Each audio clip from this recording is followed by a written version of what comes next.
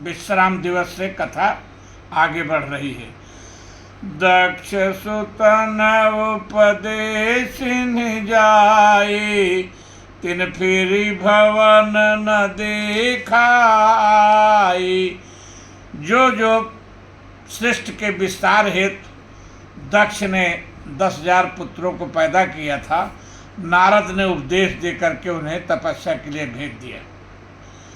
तो फिर इस बार नारद एक जगह तपस्या के लिए बैठे तो उनका मन लग गया, लेकिन उनको उनकी तपस्या देख करके और तो कोई नहीं भयभीत हुआ, देवराज इंद्र भयभीत हुए और उन्होंने कामदेव को स्मरण किया।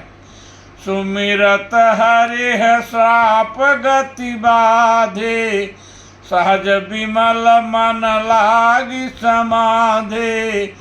मुनि गति देखी सुरेश डराना, कामहि बोली कीन्ह सनुमाना। अब इंद्र ने कामदेव से कहा, सहित सहाय जाहु मम हेतु, चलो हर सही जलचर केतु।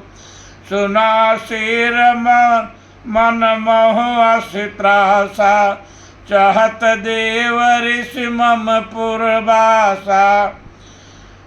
अब चूंकि देवराज का आदेश था, इसलिए कामदेव करता क्या, बेचारा वहाँ गया, लेकिन नारद मुनि की समाधि को बिगाड़ नहीं पाया, क्योंकि जिस पर भगवान की कृपा होती है उसका कोई कुछ बिगाड़ नहीं सकता।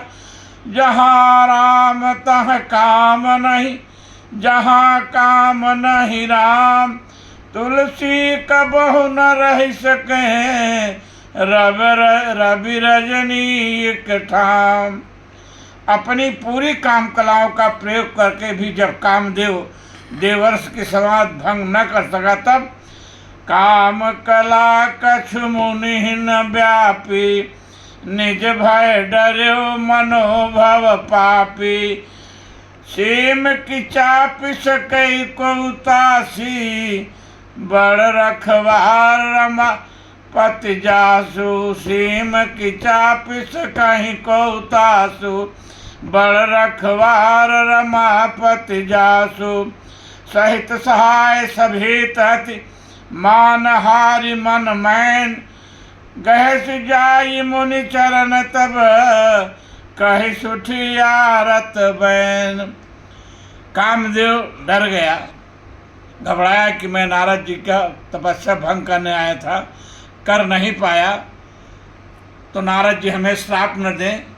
लेकिन नारद ने श्राप नहीं दिया, क्योंकि संतों का स्वभाव है, उमा संत कई है बड़ाई, मंद करत जो करई भलाई। नारद परम संत हैं, इसलिए कामदेव पर क्रोध नहीं किया। भयउ न नारद मन कछु रोसा, कहि प्रिय बचन काम परितोषा। नाई चरण सिरुआय सुपाए, गयउ मदन तब सहित सहाय। इधर कामदेव ने इंद्रलोक जाकर अपने कर्तव्य व माया का प्रभाव व उस प्रभाव का नारद की तपस्या पर कोई प्रभाव न पड़ने का विस्तार से वर्णन किया। और इधर नारद सीधे शिवलोक जा रहे हैं कि मैंने काम पर विजय प्राप्त कर लिया, इसको बताने। मुनि सुशीलता आपन करनी, सुरपति सभा जाई सब वर्णी। सुनि सब कै मन अचरज आवा, मुनि प्रशंस हरि सिर नावा।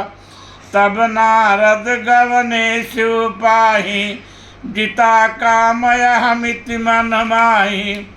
और इधर नारद जी शिव जी के पास पहुंच रहे हैं और काम को जीतने का इतना उनका अभिमान हो गया है कि शिव जी को प्रणाम भी करना भूल गए और अपनी बात को लगे कहने।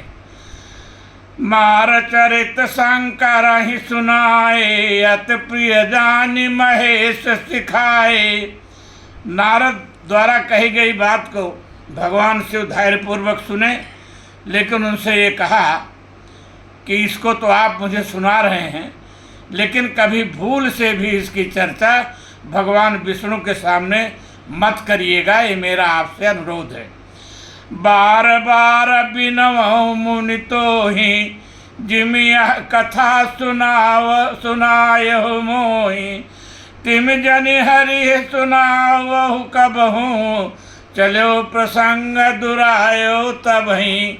शिव जी ने मना किया, लेकिन नारद के मन में क्योंकि अहंकार आ गया था, और अहंकार जब आ जाता है, अहंकार शिव बुद्धि मन शशि चित्त महाचित्त महान, जिता काम अहमित अधिकाई।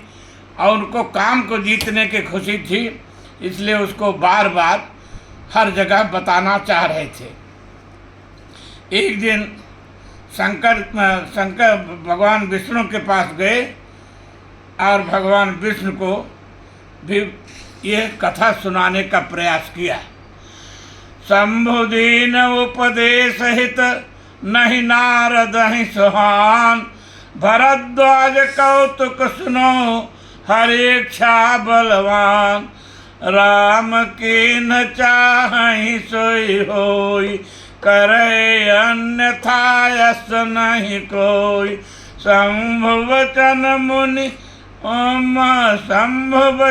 मुनि मन नहीं भाए, तब बिरंच के लोक सिधाए। नारद जी को भगवान शिव की यह बात अच्छी नहीं लगी।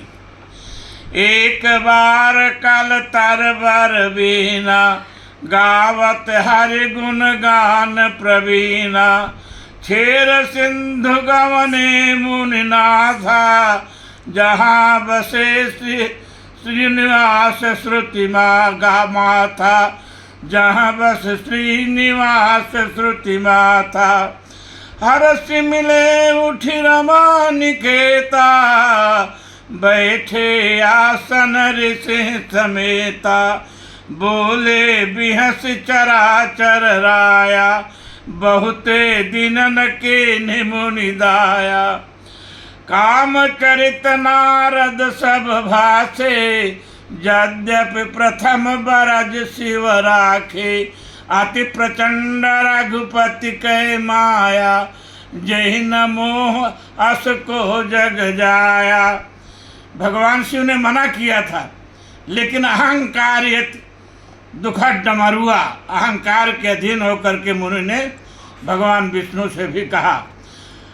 रूख बदन करि वचन मृदु, बोले श्री भगवान, तुम्हारे सुमिरन ते मिटहि, मोह मार मदमान। सुन मुनि मोह होई मन ताके, ज्ञान विराग हृदय नहीं जाके। ब्रह्मचर्य व्रत रत मति धीरा, तुम ही कि करई मनोभव पीरा।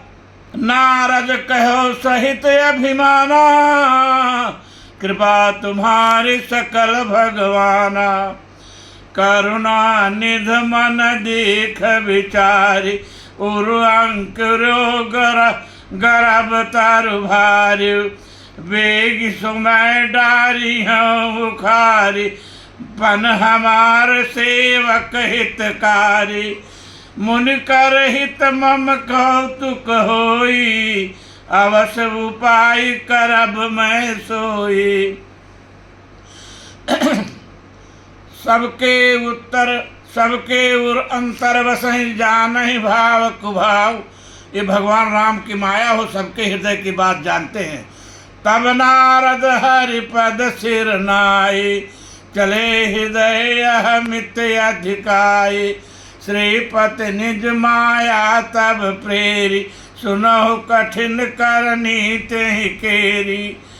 बिचर्यो मगमहु नगर तेहि, बिरचो मगमह तेहि। सतजो जन विस्तार, श्रीनिवासपुर ते अधिक। रचना विविध प्रकार, सियावर रामचंद्र की जय।